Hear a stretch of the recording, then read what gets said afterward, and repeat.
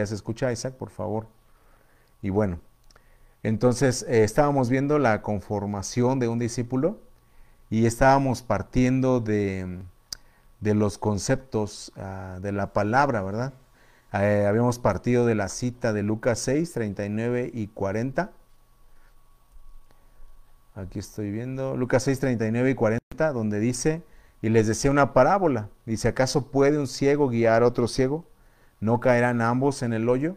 El discípulo no es superior a su maestro, mas todo el que fuere perfeccionado será como su maestro. Si el discípulo no es superior a su maestro, mas todo el que fuere perfeccionado será como su maestro. Y entonces estábamos viendo del idioma hebreo y del idioma griego las palabras que traducen discípulo, y de ahí es de donde nosotros vamos a determinar o sacar 7 virtudes, 7 cualidades, 7 características o 7 disciplinas que conforman a un discípulo.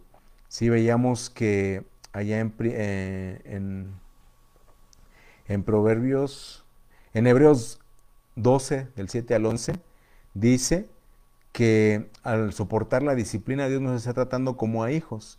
Dice que hijo es aquel a quien el padre no disciplina. Entonces veíamos que la palabra discípulo deriva de la palabra disciplina, que es un entrenamiento, así como veíamos la palabra, la semana pasada, la palabra gimnasio, que es así un ejercicio donde uno tiene que practicar y ejercitarse en fuerza para poder derribar al oponente. De igual manera, así nosotros. En este caso les comentaba que el propósito de este tema es que nosotros podamos trabajar con nosotros mismos, ¿no? Podría entenderse como que vamos a discipular a otros, pero no, tal como acabamos de leer en Lucas 6, no podemos trabajar con otros si primero no trabajamos con nosotros mismos, si nosotros mismos no vemos que tenemos estas características que vamos a desarrollar. Entonces le comentaba que en la palabra discípulo vemos en la Biblia 4 palabras generales, ¿no? La palabra talmid del hebreo, que significa tal cual alumno o discípulo. Esta deriva de la palabra lamad, que significa alguien que es enseñado, pero con aguijón, es decir, siendo la vara el incentivo para enseñar. Pero esta también significa adiestrar, acostumbrar, ensayar, domar. De aquí vamos a ver más adelante el término, ¿no? O el concepto de domar. Al final, generar una habilidad.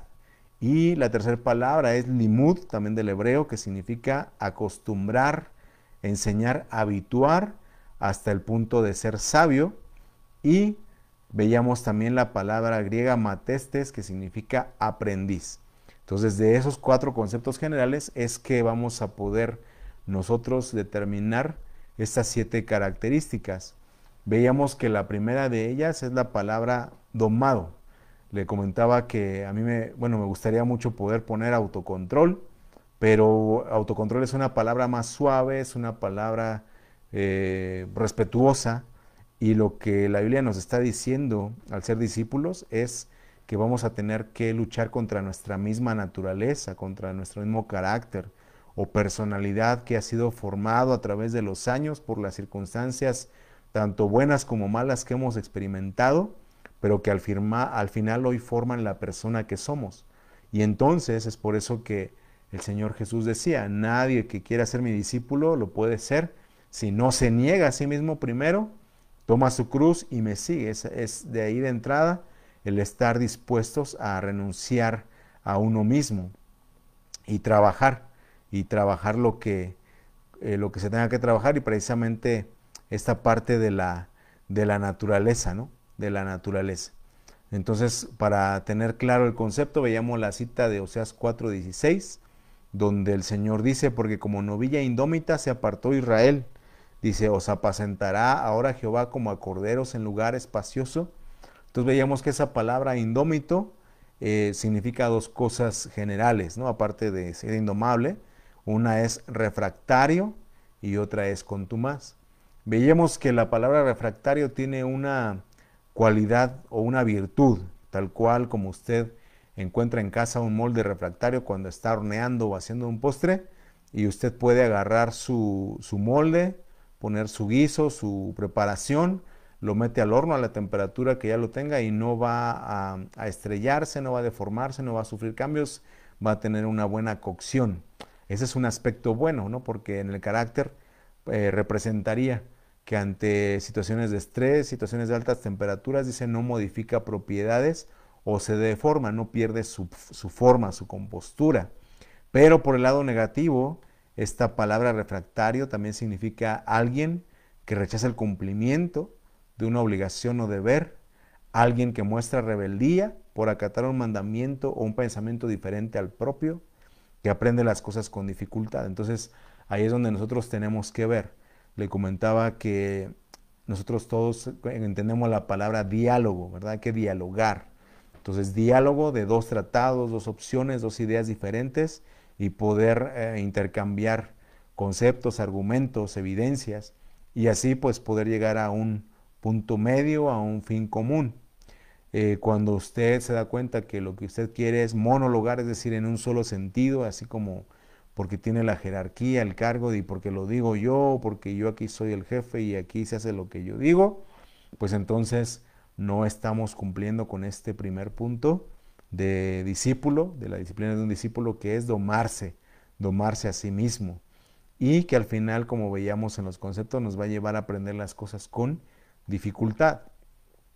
Veíamos la segunda palabra contumaz, que es alguien que se esfuerza o se tensa en mantener el error, ¿sí? Lo que le decía del diálogo, a pesar de que le puedan estar dando argumentos, evidencias y decirle, oye, estás mal, la gente que es cercana a nosotros y que nos aprecia bien y que tiene tanto el amor como el valor de podernos señalar nuestros errores, y cuando nosotros decimos, no, pues si quieres, no, yo soy como soy y no me parezco a Naiden, decía la canción, pues entonces también estamos fallando en este punto de domarnos a nosotros mismos, ¿sí? De no corregir, de no cambiar.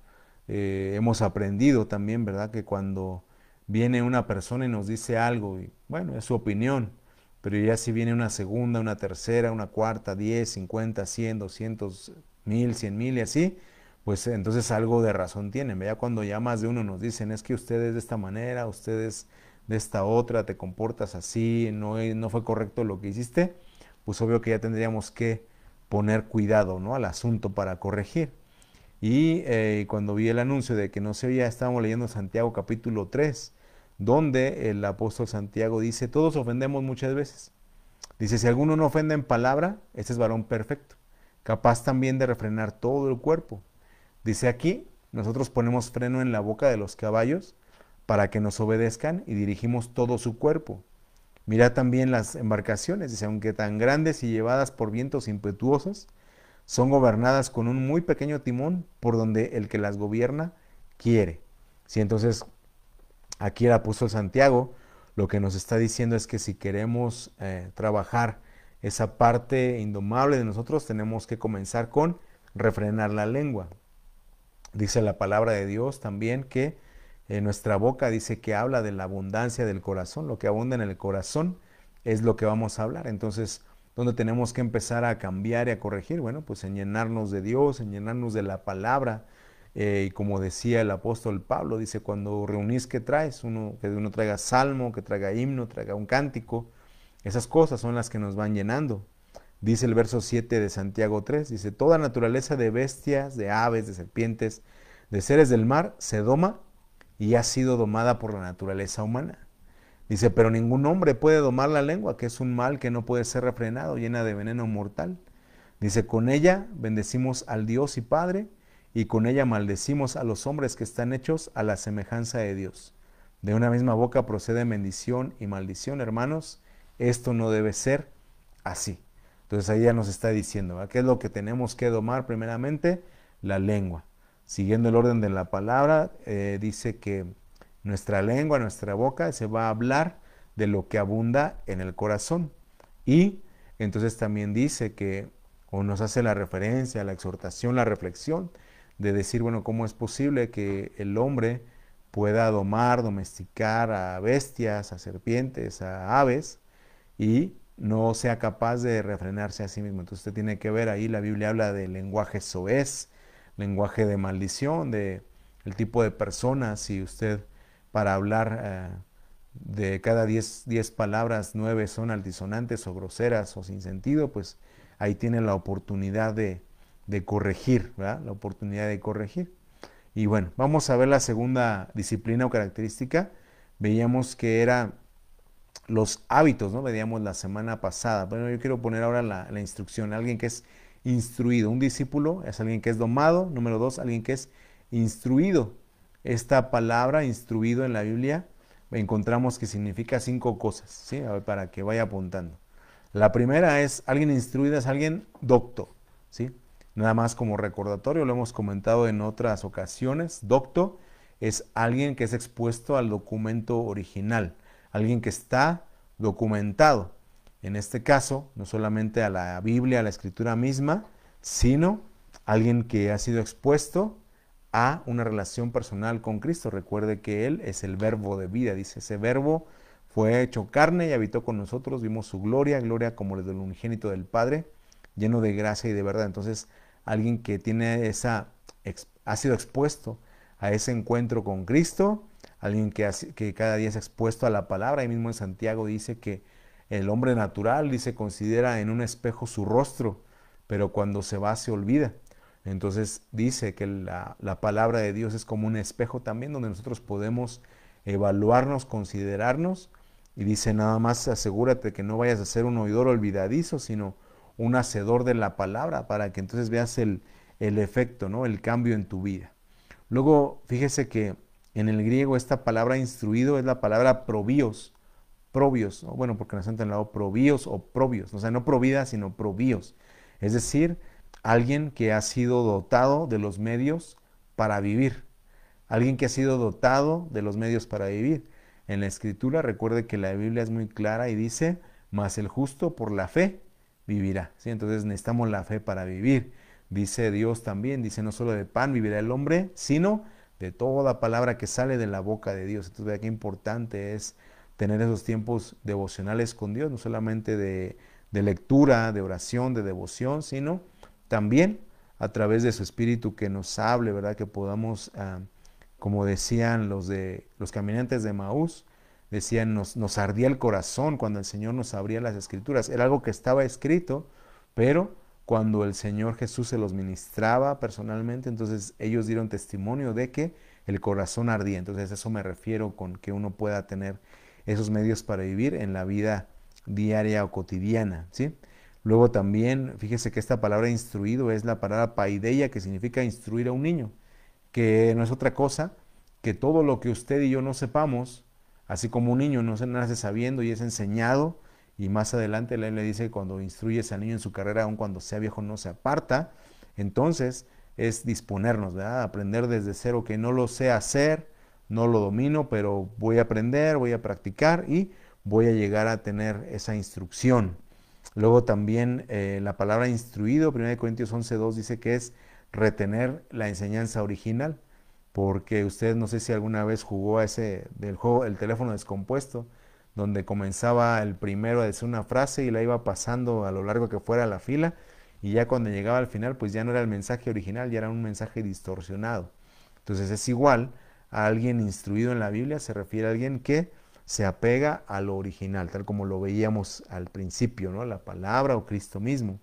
Y la última palabra es Hanak, que significa, es una palabra un poquito compleja en el hebreo porque significa asfixiarse, pero quiere decir que es como atarse una soga al cuello donde le va a dar la enseñanza, la instrucción en este caso, le va a dar el margen de acción, de operación, donde usted pues hay un margen, ¿no? Donde usted puede moverse, como la Biblia que dice, todo es lícito, mas no todo me conviene, todo me es permitido, pero yo no me dejaré dominar de ninguna de esas cosas.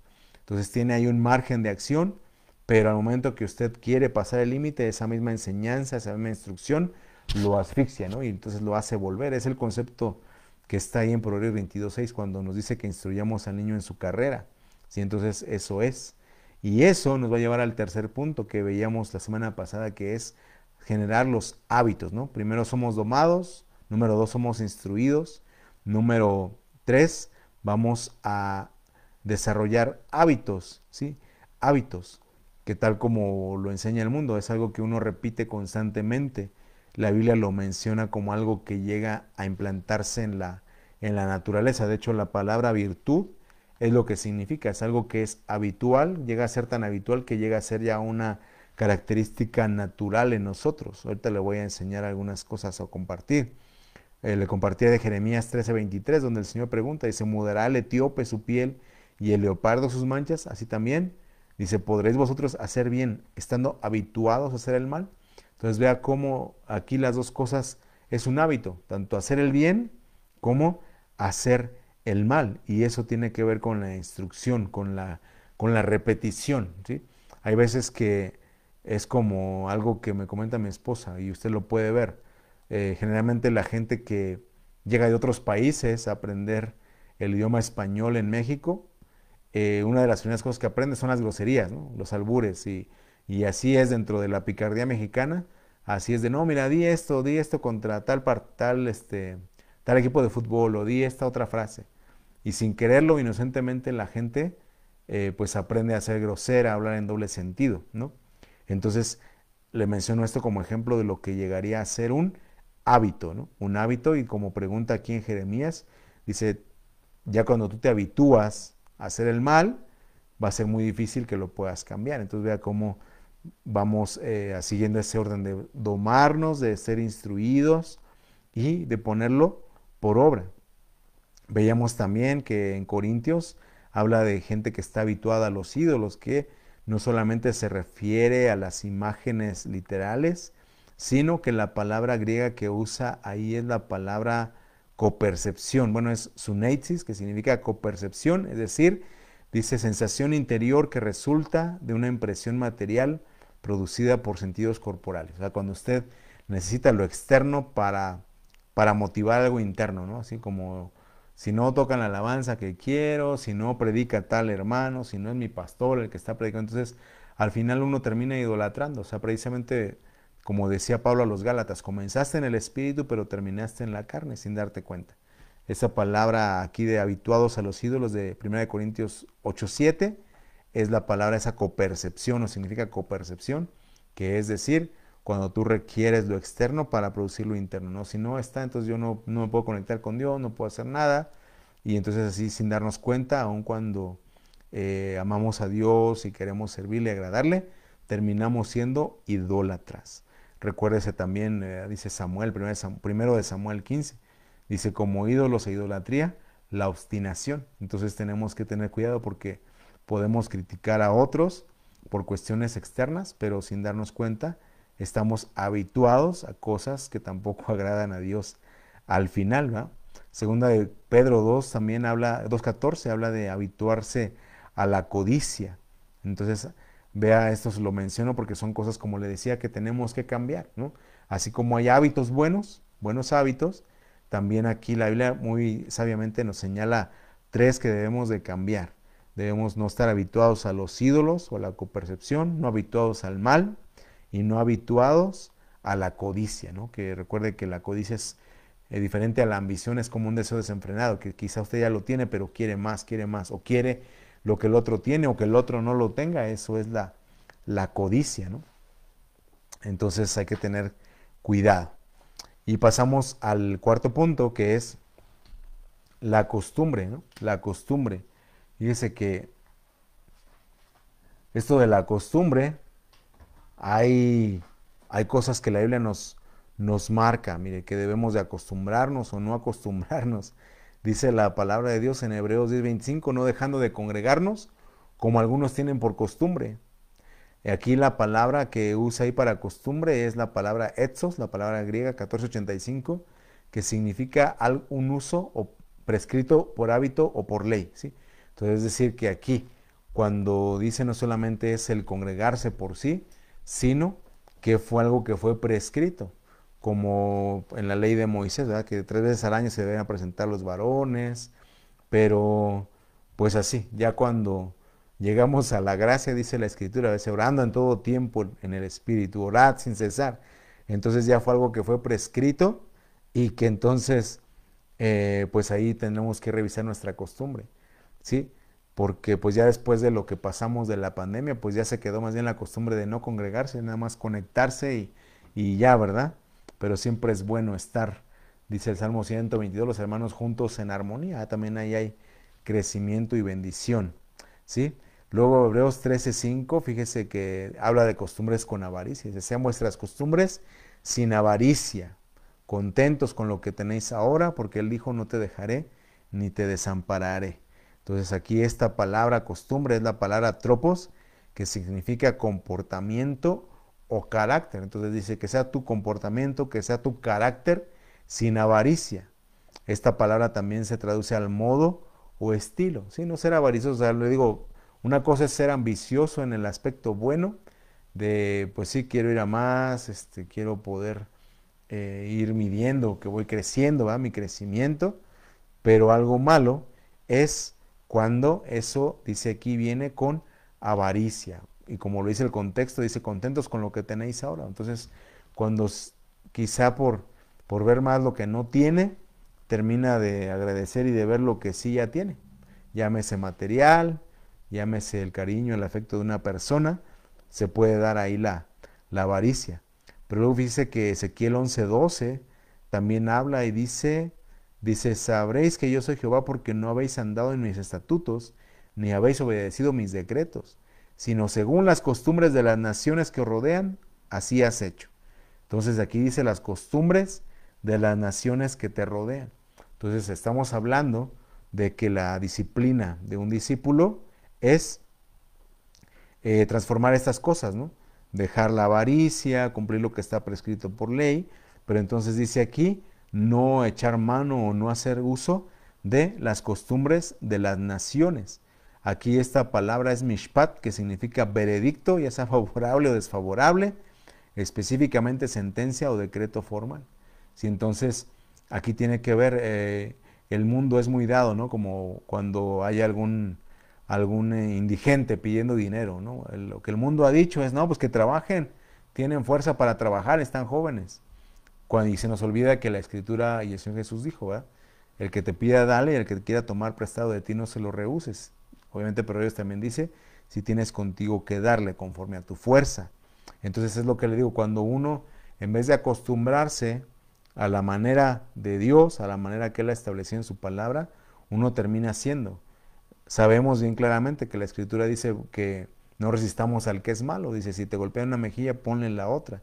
Y a veces se nos olvida que ese pasaje lo que está diciendo es muéstrales a Cristo, porque Él dice que Él no escondió sus mejillas de los heridores, sino que Él las mostró. Entonces eso significa dar la otra mejilla.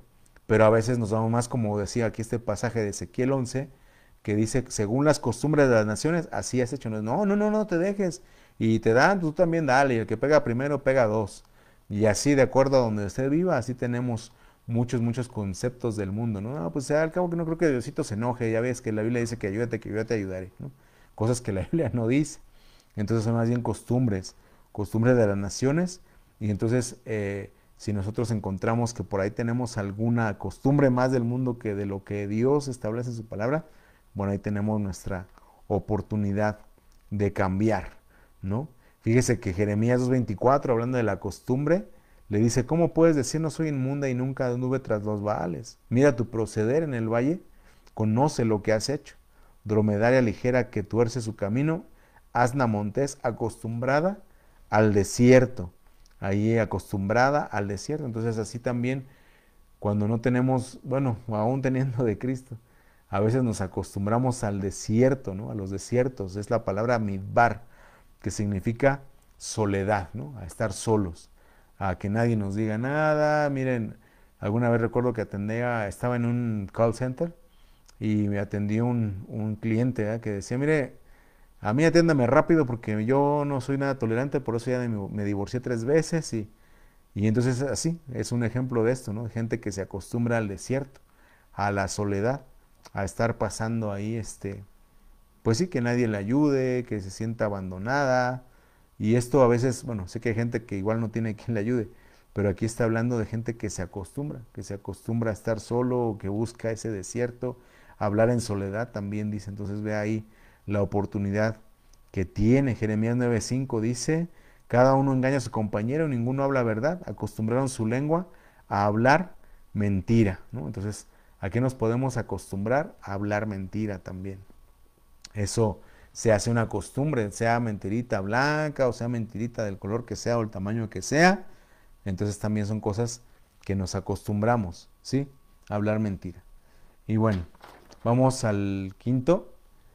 Al quinto le comentaba que esta palabra discípulo traduce dos cosas. Una de ellas es aprendiz, pero esta palabra aprendiz tiene dos aplicaciones. Uno es aprendiz que es enseñado y otro es el sexto que sería aprendiz que estudia o escudriña por su cuenta, ¿sí? Aprendiz que es enseñado y el otro, el aprendiz, pero que ya lo hace de una manera, vamos a decir, autodidacta, ¿sí? Entonces, mire, la Biblia marca ahí algunas cosas que tenemos que aprender, mire.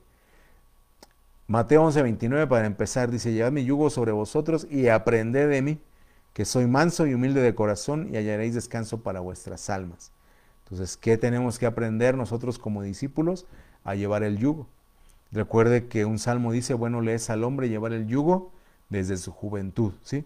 Entonces, cuando el Señor dice, venid a mí los que estéis trabajados y cargados, que yo os haré descansar, enseguida dice, llevad mi yugo sobre vosotros y aprended de mí, que soy manso y humilde de corazón, y hallaréis descanso para vuestras almas.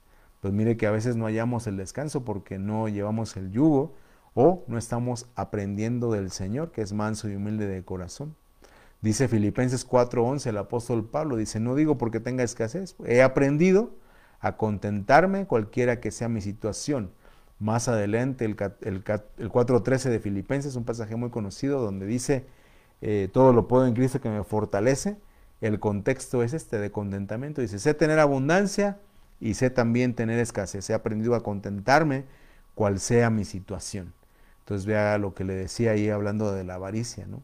Que tenemos que aprender a tener contentamiento con lo que el Señor nos da para que nosotros podamos ser discípulos que estén siendo perfeccionados y llegar a ser como el Maestro. Dice 1 Tesalonicenses 4:9, dice, acerca del amor fraternal no tenéis necesidad de que os escriba, porque vosotros mismos habéis aprendido de Dios que os améis unos a otros. ¿Sí? Entonces, acuérdese ahí, usted puede ser muy cristiano, muy cristiana, hablar lenguas, saberse toda la Biblia, pero si no ama, dice el apóstol Juan, no es de Dios porque Dios es amor. Entonces, por eso dice aquí el apóstol Pablo, dice, habéis aprendido de Dios que os améis unos a otros. Recuerde que amar no es sentir bonito, sino es una decisión que, como el Señor Jesús decía, ¿verdad? Bendice al que te maldice, ora por el que te ultraja y te persigue, para que muestres así el amor del Padre.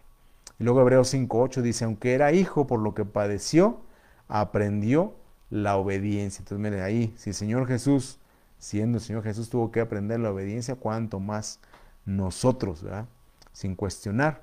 Y por último, Deuteronomio 14:23, de este punto de lo que tenemos que aprender, dice ahí, comerás delante de Jehová tu Dios en el lugar que le escogiere para poner ahí su nombre, el diezmo de tu grano, de tu vino, de tu aceite y las primicias de tus manadas, de tus ganados, para que aprendas a temer a Jehová tu Dios todos los días, ¿sí? Entonces, ¿qué tenemos que aprender? A temer a Dios. No solamente como dice el contexto de ese pasaje con los diezmos, sino también con las palabras. La mañana recordaba con mi mamá de una hermana que la fue a visitar el pastor y cuando estaba ahí cantando el reggaetón del conejo malo y resulta que cuando mamá es el pastor y se pone a cantar un canto ya cristiano, ¿no? Y le dice, ay, perdón, pastor, es que se me salió, ¿no? Hija, pues que se salga todo de una vez. Así también, aprender a temer a Dios no solo en unas cosas, sino en todo, ¿no? En nuestro hablar, en nuestro conducir, en nuestro pensar. Decía el rey David, sean gratos los dichos de mi boca y la meditación de mi corazón. Aún eso debemos de aprender. Y le comentaba, el número 6, que aprendiz también es alguien que estudia, mire, hebreo, Esdras 7:10, dice, Esdras había preparado su corazón para inquirir, o sea, para buscar, para estudiar, dice, la ley de Jehová y para cumplirla, y para enseñar en Israel sus estatutos y decretos. ¿Sí? Entonces, vea cómo aquí, aunque no estaba escrito que cómo puedes pretender sacar la paja del ojo ajeno si no sacas primero la viga de tu ojo, aquí Esdras, él solito, dice, antes de poder enseñar en Israel los estatutos y los decretos, él preparó su corazón para inquirir en la ley, a ver qué es lo que me exige la ley, qué debo de cumplir, cómo lo debo cumplir, porque claramente dice ahí y para cumplirlas, y no solamente para saber más, para entrar en debate y pelearse con los hermanos, ¿no? Sino para cumplirla y enseñar, a enseñar así con el ejemplo. Luego Hechos 17:11 dice, hablando de los de Berea, que le he comentado en otras ocasiones, dice, estos eran más nobles que los que estaban en Tesalónica, pues recibieron la palabra con toda solicitud, escudriñando cada día las escrituras para ver si estas cosas eran así. Entonces, ¿qué es lo que tiene que hacer un discípulo? Le digo, escudriñar. Y aparte, pues aceptar ese testimonio, porque el Señor Jesús, cuando vino, le dijo a los fariseos, le dijo, escudriñad las escrituras, porque a vosotros les parece que ahí está la vida y las escrituras solamente dan testimonio de mí, y no quieres venir a mí para que yo te dé la vida. Entonces, lo que le quiero decir, o lo que está escrito ahí, es de que la escritura nos va a llevar a Cristo mismo. No sé, ya le platiqué que una de nuestras vecinas allá en la ciudad, ella era muy devota de la iglesia católica, pero llegó un cura que los puso a leer la Biblia, y leyendo la Biblia se convirtió al Señor, ¿verdad? Dejó prácticamente esa religión, y pues no fue porque nosotros le dijimos, le insistimos, simplemente fue así, o sea, porque se puso a escudriñar y encontró. Entonces, si usted tiene una Biblia en su casa, no la tenga ahí empolvada o como amuleto ahí abierta en un salmo para que le traiga bendición a su casa. O sea, léala, pero como acabamos de ver aquí, escudriñela, estúdiela, póngala por obra. Y vamos al punto 7 ya para terminar, que es que un discípulo desarrolla habilidades, ¿no? Habilidades. Fíjese que esta palabra es la palabra hakam del hebreo, que significa inteligente, diestro, ingenioso, pero vea cómo lo aplica la escritura. Dice Isaías 3:3, dice capitán de 50, hombre de respeto, consejero, dice artífice excelente y el hábil orador. Entonces, ¿qué quiere decir? Recuerde que lo que conocemos como la gran comisión de ir y hacer discípulos, veíamos que discípulo, esa frase de ir a ser discípulos o discipular, significa exponer al documento original, matricular en un doctorado a alguien. Entonces, vea que no solamente es ir a compartir nuestra experiencia o nuestro testimonio, va más allá de eso. Lo que le quiero decir es que este pasaje de Isaías 3:3, lo que significa el hábil orador, es que la palabra tenga efecto, ¿sí? Que la palabra tenga efecto, entonces que podamos tener determinado un propósito con lo que vamos a hablar, y vamos a ver que estamos siendo perfeccionados, que tenemos esa habilidad cuando logremos el efecto, como cuando predicaba el apóstol Pedro, que le decían, ¿qué haremos? Predicaba Felipe, dice ahí Hechos, dice, y le dijo el etíope, ¿verdad? ¿Qué haré? ¿Qué haré? Entonces, cuando ya la gente entiende también, que pregunta qué es lo que tiene que hacer, cómo es el paso seguir, entonces quiere decir que vamos por buen camino. Ya si estamos hablando y no nos entienden, pues ahí tenemos que corregir también. Luego, segundo de Crónicas 2:7 dice, envíame pues a un hombre hábil, que sepa trabajar en oro, en plata, en bronce, en hierro, púrpura, grana y azul, y que sepa esculpir con los maestros que están conmigo en Jerusalén. ¿Sí? Que sepa esculpir con los maestros, pero mire a qué nivel. El 2:13 dice que sepa esculpir toda clase de figuras y sacar toda forma de diseño que se le pida, con tus hombres peritos y con los de mi señor David tu padre. Entonces, un discípulo con habilidad, dice aquí, puede sacar toda forma de diseño que le pida. O sea, yo sé que textualmente significa algo muy diferente, ¿va? Que tiene esa habilidad, una habilidad de artesano, ¿va? Para hacer artesanías.